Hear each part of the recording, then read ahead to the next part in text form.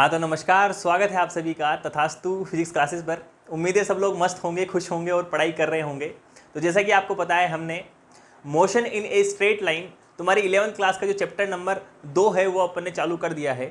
उसमें अपन ने last time अपन ने पढ़ा था, क्या पढ़ा था अपन ने लास्ट टाइम हमने उस लेक्चर का, उस जो तुम्हारा टॉपिक है, वो तुम्हारा जो चैप्टर है उसका अपन ने क्या किया था, वहाँ पे इंट्रोडक्शन अपन ने किया था। उसमें अपन ने पढ़ा था कि काइनेमेटिक्स क्या होती है, डायनेमिक्स क्या होती है, वो अपन ने पढ़ा था। और मैंने तुम्हें ये भी बताया था कि जो अपने अभी वाले जो चैप्टर है अपने motion in a straight line और मोशन इन ए प्लेन, ये दोनों अपन पढ़ेंगे किसके अंदर, काइनेमेटिक्स में पढ़ेंगे। और जैसे ही तुम्हारा लॉज ऑफ मोशन आ जाएगा, जहाँ पे तुम्हारी फोर्स की बात होने लग जाएगी, वहाँ अपन पढ़ेंगे डायनेमिक्स। वहाँ से अपनी क्या चालू हो जाएगी, डायनेमिक्स अपनी वहाँ पे स्टार्ट हो जाएगी। तो लास्ट लेक्चर में अपन ने पढ़ा था कि किसी भी बॉडी की, किसी भी ऑब्जेक्ट की दो टाइप की स्टेट होती है। पहला होता है रेस्ट और दूसरी स्टेट होती है क्या, मोशन। दूसरी स्टेट कौन सी होती है, मोशन होती है। तो वही दोनों स्टेट देखो मैंने यहाँ लिखी है, देखो स्टेट ऑफ एन ऑब्जेक्ट क्या लिखी है, रेस्ट, और एक अपन ने लिखी है यहाँ पे क्या, मोशन। रेस्ट का मतलब क्या, अगर कोई ऑब्जेक्ट या फिर बॉडी या फिर मैं या फिर आप अपने सराउंडिंग की रिस्पेक्ट में, अपने सराउंडिंग की रिस्पेक्ट में अगर अपनी पोजीशन को चेंज कर रहे हो विद रिस्पेक्ट टू टाइम, तो अपन बोलेंगे कि जो तुम्हारी बॉडी है या फिर अपन जो है वो कहाँ है, मोशन में है। जो अपन क्या है, अपन मोशन में है। और अगर अपन रेस्ट की बात करते हैं, किसकी बात करते हैं, रेस्ट की अगर अपन बात करते हैं, तो अपन अपने सराउंडिंग के अकॉर्डिंग या फिर अपने सराउंडिंग को देखते हुए अगर हम हमारी पोजीशन को चेंज नहीं कर रहे हैं विद रिस्पेक्ट टू टाइम, तो अपन ये बोलेंगे कि हमारी जो बॉडी है वो कहाँ रखी हुई है, अभी रेस्ट में रखी हुई है। कहाँ रखी हुई है, रेस्ट में रखी हुई है। अब देखो, रेस्ट और मोशन की अपन ने बात कर ली थी लास्ट लेक्चर में, मैंने इनकी डेफिनेशन लिखा दी थी। अब आगे देखो, मोशन कितने टाइप का होता है। मोशन को देखो अपन दो तरीके से बांट सकते हैं। पहला, फर्स्ट मेथड अपन ने यहाँ लिख रखा है, देखो मोशन होता है तुम्हारा तीन टाइप का, 1 डायमेंशनल मोशन, 2 डायमेंशनल मोशन और 3 डायमेंशनल मोशन। अभी जो अपना चैप्टर बेस्ड है वो किस पे बेस्ड है, तुम्हारा पूरा 1 डायमेंशनल मोशन पे बेस्ड है। किस पे बेस्ड है, 1 डायमेंशनल मोशन पे। 2 डायमेंशनल मोशन और 3 डायमेंशनल मोशन अपन बाद में पढ़ेंगे। अभी अपन क्या पढ़ेंगे, यहाँ पे खाली 1 डायमेंशनल मोशन पढ़ेंगे। जैसे अगर मैं 1 डायमेंशनल मोशन की बात कर रहा हूँ, इसका मतलब क्या है, motion in a straight line. इसका मतलब क्या है, motion in a straight line. मतलब जो भी जितने भी टाइप का तुम्हारा मोशन होगा वो एक स्ट्रेट लाइन में होगा, वो एक एक्सिस के अलोंग होगा। अपनी जो 3 एक्सिस होती है ना, एक्स वाई जेड, उसमें से किसी एक एक्सिस के अलोंग क्या होने वाला है, ये मोशन होने वाला है। देखो एग्जाम्पल लिखा है मैंने, फ्री फॉल। अब फ्री फॉल वाली कंडीशन तुमने पढ़ी होगी, ये तुमने पढ़ रखा है, 9th क्लास में आया होगा free fall. Sir 9th class में मत जाया करो आप, अभी की बात करो। तो देखो फ्री फॉल, अगर कोई ऑब्जेक्ट अगर ऊपर से नीचे गिर रहा है under the influence of gravity, अगर वो ग्रेविटी की रिस्पेक्ट में ऊपर से नीचे गिर रहा है, इसका मतलब उसको अपन बोलेंगे क्या, फ्री फॉल। तो वो आएगा एक स्ट्रेट लाइन में आएगा। तो ऐसे मोशन को अपन क्या बोलेंगे कि तुम्हारा जो मोशन है वो कैसा है, 1 डायमेंशनल मोशन है। जैसे ट्रेन तुम्हारी चल रही है, वो रेलवे ट्रैक पे चलती है, तो ऐसे मोशन को भी अपन क्या बोलते हैं कि वो स्ट्रेट लाइन मोशन है। समझ में आई। अगर तुम्हारी कोई बस है, कोई गाड़ी है, अगर वो सीधे एक स्ट्रेट पाथ में अगर मूव कर रही है, तो उसको अपन क्या बोलेंगे कि तुम्हारा मोशन कैसा है, 1 डायमेंशनल मोशन है। आगे चलो, देखो आगे लिख रखा है यहाँ पे 2 डायमेंशनल मोशन। क्या लिख रखा है, 2 डायमेंशनल मोशन। जैसे अपन प्रोजेक्टाइल मोशन की बात करते हैं, किसकी बात करते हैं, प्रोजेक्टाइल मोशन की अगर अपन बात करते हैं, सर्कुलर मोशन की अगर अपन बात करते हैं, तो ये ऐसे मोशन होते हैं, इनको अपन बोलते हैं क्या, ये 2 डायमेंशनल मोशन है। ये कैसे मोशन है, 2 डायमेंशनल मोशन है। आगे चलो, 3 डायमेंशनल मोशन की अगर अपन बात करते हैं, देखो motion of a body in space. अगर तुम्हारी बॉडी जो है वो स्पेस में अगर मूव कर रही है, मतलब उसके तीनों कोऑर्डिनेट चेंज हो रहे हैं, एक्स वाई और जेड। अगर तीनों कोऑर्डिनेट चेंज हो रहे हैं, तो ऐसे मोशन को अपन बोलते हैं क्या, कि तुम्हारा कौन सा मोशन है, ये 3 डायमेंशनल मोशन है। कैसा मोशन है ये, 3 डायमेंशनल मोशन है। जैसे अपन बोलते हैं, जैसे मान लो कोई तुम्हारी चिड़िया उड़ रही है, ठीक है, जैसे तुम्हारे कोई गैस, अपने गैस के मॉलिक्यूल्स हैं, अपने एनवायरनमेंट में जितनी भी तुम्हारी गैसेज हैं, जैसे नाइट्रोजन, ऑक्सीजन, कार्बन डाइऑक्साइड, जितनी भी तुम्हारी गैसेज सारी की सारी कैसी है, वो अभी 3 डायमेंशनल मोशन में है।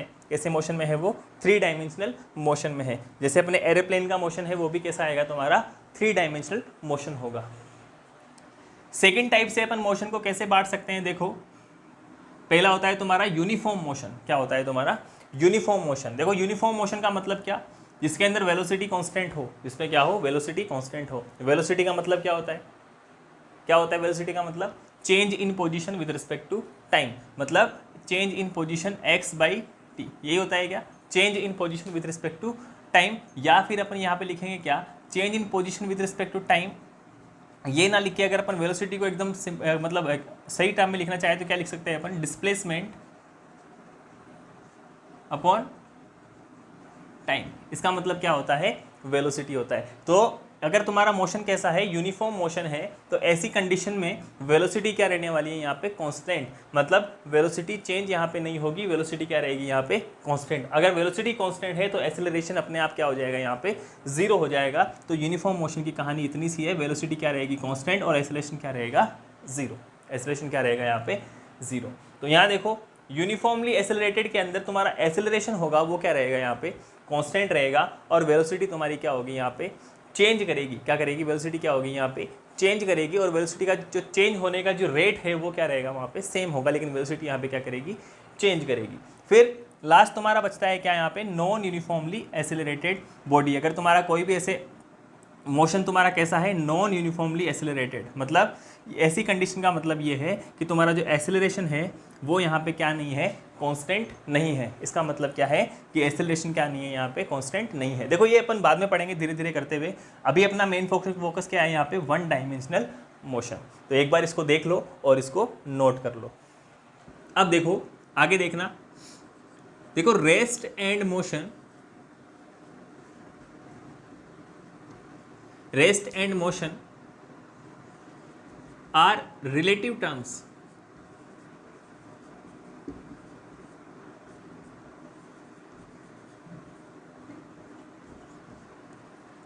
रेस्ट एंड मोशन, ये जो दोनों टर्म्स हैं वो कैसी है? रिलेटिव टर्म्स हैं, ठीक है। दोनों क्या करती है यहाँ पे? देखो ये दोनों चीज़ें जो है ये पर्सन टू पर्सन क्या करती है? डिपेंड करती है। यहाँ जो लिखा है क्या? Rest and motion are relative terms. इसका मतलब ये है कि जो तुम्हारा मोशन है और जो रेस्ट है ये पर्सन टू पर्सन डिपेंड करता है। मतलब हम कहाँ से उस चीज़ को देख रहे हैं। वो कहते हैं ना, जैसे किसी को अगर तुमको 6 दिख रहा है तो किसी ना किसी को 9 दिख रहा होगा, तो सेम वैसी सी बात है ये कि जैसे सपोज करो, जैसे अपन जैसे मान लो ये अर्थ है, क्या है ये? अर्थ है। इस अर्थ के ऊपर सपोज करो यहाँ पे क्या रखी है? ये फुटबॉल रखी है, क्या है ये? ठीक है, ये तुम्हारी क्या है यहाँ पे? ये फुटबॉल है। और मैं इस चीज़ को यहाँ खड़े होकर ऑब्जर्व कर रहा हूँ। जैसे मान लो यहाँ कोई आदमी खड़ा है, वॉटेवर जो भी खड़ा है, यहाँ कोई खड़ा है और इसको देख रहा है, ठीक है, इसको ऑब्जर्व कर रहा है। तो इसके रिस्पेक्ट के अंदर ये अगर यहाँ पे ये अभी ये जो फुटबॉल है ये कहाँ पे? ये भी रेस्ट में है। कहाँ पे? ये रेस्ट में है। अगर मैं इस आदमी के रिस्पेक्ट में इसको देखना चाहूँ, मतलब ये आदमी इसको देख रहा है, वो उसको देख रहा है, तो ये अभी इसको कहाँ दिखेगी? रेस्ट में दिखेगी। अब सपोज करो मैं इसको उठा के, इस आदमी को उठा के कहाँ लेके चला गया? इसको स्पेस में लेके चला गया। कहाँ लेके चला गया? इसको स्पेस में मैं इसको लेके चला गया और मैंने इसको खड़ा कर दिया स्पेस के अंदर। तो ये तुम्हारा मान लो ये सन है, क्या है ये सन है, ठीक है। इसके अराउंड क्या चक्कर लगा रही है हमारी? अर्थ जो है ये अर्थ है, ये क्या लगा रही है यहाँ पे? इसके अराउंड क्या कर रही है यहाँ पे? इसका रिवोल्यूशन अभी चल रहा है, मतलब ये चक्कर लगा रही है, रिवॉल्व कर रही है इसके चारों तरफ। और यहाँ पे क्या रखी है? तुम्हारी फुटबॉल रखी है। और यहाँ मैंने क्या कर दिया है? यहाँ मैंने इस आदमी को उठा के यहाँ पे खड़ा कर दिया है इसको, और इसको बोला मैंने कि अब तू इस मोशन को ऑब्जर्व कर। अब बॉल तो वही है, अर्थ भी वही है, लेकिन यहाँ हुआ क्या? इस आदमी की क्या कर दी है मैंने? यहाँ पे पोजीशन चेंज कर दी है। क्या कर दी है मैंने? यहाँ पे इसकी पोजीशन चेंज कर दी है। तो अब देखोगे ये जैसे जैसे तुम्हारी अर्थ घूमेगी तो क्या होगा? इसको साथ में ये बॉल भी घूमती हुई दिखेगी। साथ में क्या होगा? ये बॉल भी इसको देखते घूमते हुए क्या करेगी? ये इसको नज़र आएगी। लेकिन जब ये इस अर्थ के ऊपर था तब ये इसको कहाँ दिख रही थी? रेस्ट में दिख रही थी। लेकिन उस टाइम भी अर्थ तो घूम ही रही थी। लेकिन उस टाइम भी क्या कर रही थी? अर्थ तो घूम ही रही थी।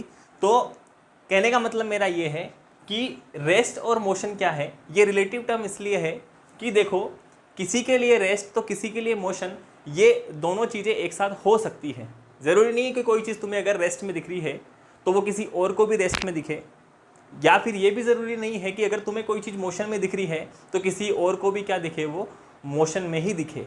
ऐसा बिल्कुल भी ज़रूरी नहीं है। वो डिपेंड करता है कि तुम्हारा जो पॉइंट ऑफ रेफरेंस क्या है, क्या है, पॉइंट ऑफ रेफरेंस। अब सर ये एक नई टर्म आ गई है, पॉइंट ऑफ रेफरेंस, मतलब तुम कहाँ से उस चीज़ को देख रहे हो ये डिपेंड करता है। और इसी को अपन बोलते हैं क्या, रेफरेंस फ्रेम। क्या बोलते हैं इसको, मतलब जहाँ से अपन किसी भी चीज़ को ऑब्जर्व करते हैं उसको अपन क्या बोलते हैं कि वो हमारा क्या है, रेफरेंस फ्रेम है। मतलब हमने उस फ्रेम को प्रीफर किया है किसी भी बॉडी के मोशन को देखने के लिए, हमने उस फ्रेम को माना है, हम उस फ्रेम में खड़े हैं, या फिर अपन है ना उस फ्रेम से उस चीज़ को ऑब्जर्व कर रहे हैं। तो ऐसे फ्रेम को अपन बोलते हैं क्या, फ्रेम ऑफ रेफरेंस। क्या बोलते हैं इसको, फ्रेम ऑफ रेफरेंस। ठीक है, समझ गए, जहाँ से अपन क्या करते हैं, मोशन को ऑब्जर्व करते हैं। देखो बात एक ही है दोनों के अंदर, बस दोनों में हमने क्या कर दिया है, इसकी पोजीशन को चेंज किया इस आदमी की। पहले क्या था, जहाँ पे मोशन हो रहा था, जहाँ पे मोशन हो रहा था, जिस चीज़ का मोशन हो रहा था, ये उसी फ्रेम में बैठा था, ये उसी फ्रेम में बैठा था। फिर हमने क्या किया, इसको उठा के दूसरे फ्रेम में इसको लेके चले गए, अब की बार इसको स्पेस में लेके चले गए। तो इस कंडीशन में इसको क्या देखेगा, ये जो तुम्हारी बॉल है इसको क्या करेगी, यहाँ पे मूव होती हुई दिखाई देगी। मोर जनरल अगर अपन एग्जाम्पल लें, और भी अगर अपन जनरल एग्जाम्पल लें तो वो भी तुम ले सकते हो। देखो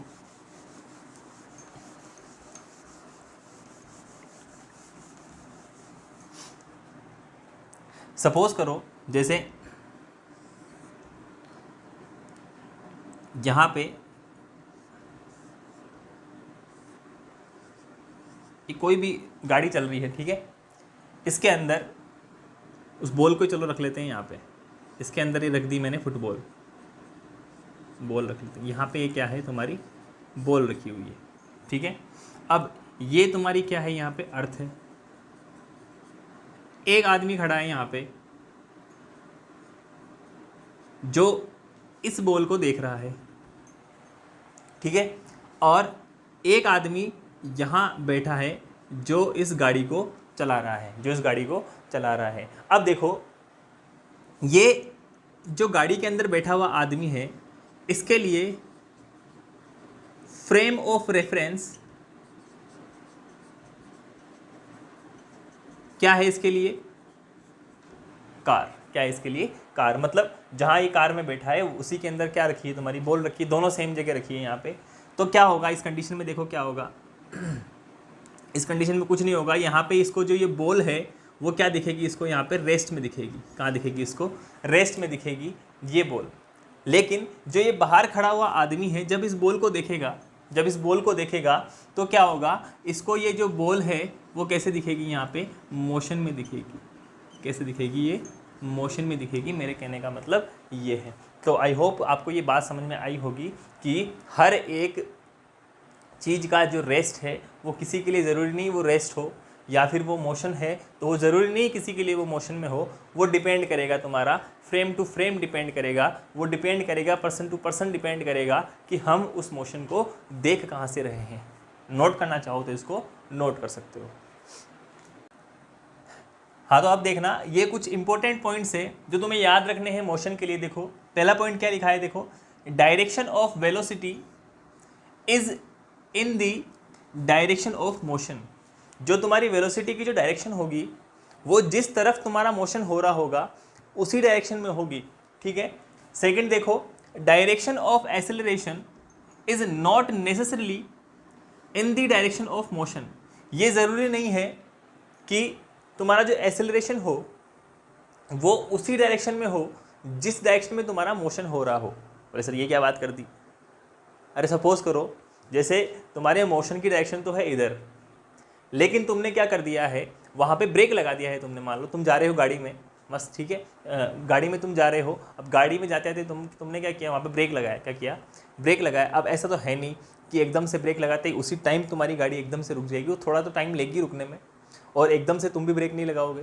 तो ऐसा होगा क्या कि जैसे तुम लोग ब्रेक लगाओगे तो उस टाइम पे क्या होगा, उस कंडीशन में तुम्हारा जो होगा वो होगा तुम्हारा रिटार्डेशन। क्या होगा, वहाँ पे रिटार्डेशन होगा। तो इस कंडीशन में तुम्हारा मोशन तो उधर ही है, लेकिन एक्सेलरेशन क्या हो गया, यहाँ पे पीछे हो गया है। एक्सेलरेशन क्या हो गया, यहाँ पे पीछे हो गया है, जिसको अपन बोल रहे हैं क्या, रिटार्डेशन बोल रहे हैं।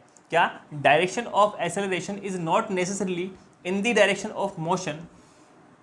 Direction of acceleration is in the direction of net force. Direction of acceleration depend करेगी कि जिस साइड तुम्हारा जो नेट फोर्स लग रहा है उस डायरेक्शन में तुम्हारा क्या होगा, यहाँ पे एसेलरेशन होगा। आगे देखना, direction of velocity at any point on a curvilinear path is tangential to the path. अगर मैं बात करूं, जैसे मान लो कि कर्वीलिनियर मोशन हो रहा है, जैसे मैंने यहाँ पे शो कर रखा है, ये तुम्हारा कर्वीलिनियर मोशन है, ऐसा मोशन, इसको अपन क्या बोलते हैं, ये तुम्हारा कर्वीलिनियर मोशन है। अब ऐसी कंडीशन में तुम कैसे डिसाइड करोगे कि वेलोसिटी की डायरेक्शन क्या है, तो तुम्हें क्या करना है, उस पर क्या खींचना है, तुम्हें एक टेंजेंशियल एक लाइन खींच देनी है। क्या करना है, वहाँ पे एक टेंजेंशियल लाइन खींच देनी है, और वही लाइन तुम्हें बताएगी क्या कि वेलोसिटी की डायरेक्शन तुम्हारी कौन सी साइड है। तो यहाँ मैंने लाइन खींची, तो यहाँ पे ये क्या है, इसकी वेलोसिटी की साइड है। But with direction of acceleration, क्या यहाँ पे देखो, but with direction of acceleration there is no such condition. अगर मैं बात करूँ एसेलरेशन की, अगर मैं बात करता हूँ तो एसेलरेशन के लिए बिल्कुल भी ये कंडीशन नहीं है। एसेलरेशन तुम्हारा डिपेंड करेगा, वो डिपेंड करेगा इस बनने वाले एंगल पे। किस पे डिपेंड करेगा, इस बनने वाले एंगल पे। सपोज करो मैंने एसेलरेशन के बीच, एसेलरेशन और वेलोसिटी के बीच एंगल बनाया है थीटा। कितना एंगल बना है, यहाँ पे थीटा एंगल बना है। हाँ, तो ये आगे देखना, देखो वो लास्ट वाली लाइन जो तुमने वहाँ पे लिख रखी थी मैंने, वो शायद थोड़ी सी कट गई है टेक्निकल इश्यूज़ की वजह से। देखो ये, देखो क्या लिखा था मैंने वहाँ पे, ये तुम्हारा कर्वीलिनियर मोशन था, यहाँ पे ये मैंने शो किया था क्या, ये किसकी डायरेक्शन है, तुम्हारी वेलोसिटी की डायरेक्शन है। अपन ने क्या किया, जो तुम्हारा कर्वीलिनियर मोशन था वहाँ पे अपन ने क्या किया, यहाँ पे एक टेंजेंट अपन ने ड्रॉ कर दिया है, और ये तुम्हारा एसेलरेशन है, और एसेलरेशन और वेलोसिटी के बीच का एंगल क्या दे रखा है, यहाँ पे थीटा दे रखा है। अगर तुम्हारा थीटा वो 0 डिग्री के बराबर या 90 डिग्री से अगर वो छोटा है, तब तुम्हारी स्पीड क्या होगी, यहाँ पे इंक्रीज़ करेगी। और अगर तुम्हारा थीटा 90 से बड़ा है लेकिन 180 से छोटा या बराबर है, तो उस कंडीशन में तुम्हारी स्पीड क्या करेगी, यहाँ पे डिक्रीज़ कर जाएगी। समझ गए बात को। अगर तुम्हारा वेलोसिटी और एसेलरेशन दोनों सेम डायरेक्शन में है, तब तो ऑब्वियस सी बात है तुम्हारी वेलोसिटी क्या होगी, वहाँ पे इंक्रीज़ करेगी। लेकिन जैसे तुम्हारी वेलोसिटी और एसेलरेशन के बीच का जो एंगल है वो अगर बढ़ने लगेगा, 90 से अगर वो बड़ा होता जाएगा, तो उस कंडीशन में क्या होगा, वहाँ पे तुम्हारी क्या होगी, वेलोसिटी वहाँ पे डिक्रीज करना चालू कर देगी। ये कहने का मतलब इसका ये था। अब देखो आगे देखना,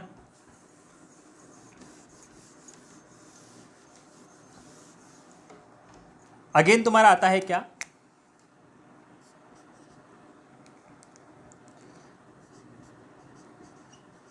types of frame of reference. देखो फ्रेम ऑफ रेफरेंस के कितने टाइप होते हैं। फ्रेम ऑफ रेफरेंस तुम्हारे दो टाइप के होते हैं। पहला क्या होता है, इनर्शियल,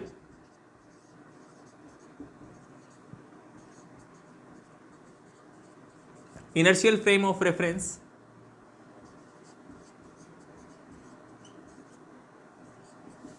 दूसरा क्या होता है, non inertial frame of reference. देखो दोनों को अगर मैं एक सिंपल वे में अगर तुम्हें समझाना चाहूँ, तो इसके अंदर क्या होगा, तुम्हारा जो न्यूटन्स के लॉ है, जो न्यूटन के लॉ है वो क्या करेंगे, यहाँ पे वैलिड है। क्या है वो, यहाँ पे वैलिड है, या फिर अपन बोल सकते हैं वो इजीली अपन क्या कर देंगे, यहाँ पे अप्लाई कर देंगे। इनर्शियल फ्रेम ऑफ रेफरेंस का तुम्हारा एक एग्जांपल है, वो क्या है, तुम्हारी अर्थ है। क्या है, अर्थ। आगे देखो, जैसे मैं non inertial frame of reference की बात करूं, तो यहाँ पे तुम्हारे न्यूटन के लॉ, न्यूटन्स लॉ, वो क्या नहीं करेंगे, यहाँ पे वैलिड नहीं होंगे। इनको वैलिड करवाने के लिए अपन क्या करेंगे, कुछ जुगाड़ लगाएंगे। किसके अंदर, तुम्हारे non inertial frame of reference में। क्लियर है। Non inertial frame of reference की अगर अपन बात करें, जैसे मान लो बस की बात कर सकते हैं अपन।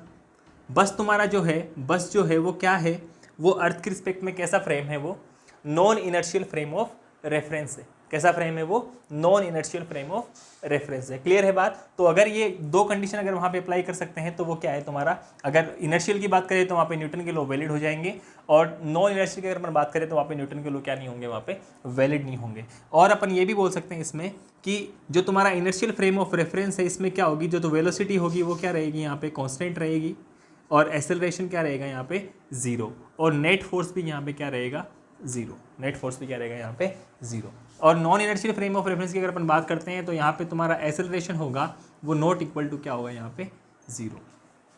तो एक्सेलरेशन यहाँ पे नॉट इक्वल टू 0 है, तो यहाँ पे वेलोसिटी क्या रहेगी, यहाँ पे चेंज होती रहेगी। और यहाँ पे फोर्स क्या मानेंगे अपन, यहाँ पे नेट फोर्स क्या रहेगा, यहाँ पे 0। नेट फोर्स 0 होने के बावजूद भी यहाँ पे एक्सेलरेशन क्या है, यहाँ पे नॉट इक्वल टू यहाँ पे 0 है। तो अपन ऐसे फ्रेम ऑफ रेफरेंस को क्या बोलते हैं, यहाँ पे non inertial frame of reference बोलते हैं। क्लियर है। तो आज के लिए अपन इतना ही पढ़ेंगे। जैसे जैसे अब तुम्हारा जैसे अपन आगे जब अपन कॉन्सेप्ट पढ़ेंगे, अपन सारे जितने भी तुम्हारे न्यूटन्स लॉज ऑफ मोशन अपन पढ़ेंगे, तब अपन इनको डिटेल में डिस्कस करेंगे कि इनर्शियल फ्रेम ऑफ रेफरेंस कैसे वर्क करता है, non inertial frame of reference कैसे वर्क करता है। ये अभी खाली क्या दिया है, तो एक जनरल आइडिया दिया है मैंने कि एक क्या होता है तुम्हारा इनर्शियल होता है, एक कौन सा होता है non inertial frame of reference होता है। कल अपन पढ़ेंगे, वो सारा अपन कल पढ़ने वाले हैं। कल अपन पढ़ेंगे कि वन डायमेंशनल मोशन तुम्हारा होता क्या है। वन डायमेंशनल मोशन के बारे में ही अभी अपनी क्या होने वाली है, यहाँ पे पूरी स्टडी होने वाली है इस पूरे चैप्टर में। तो मिलते हैं नेक्स्ट लेक्चर में, तब तक के लिए पढ़ाई करते रहो, मस्त रहो और तथास्तु।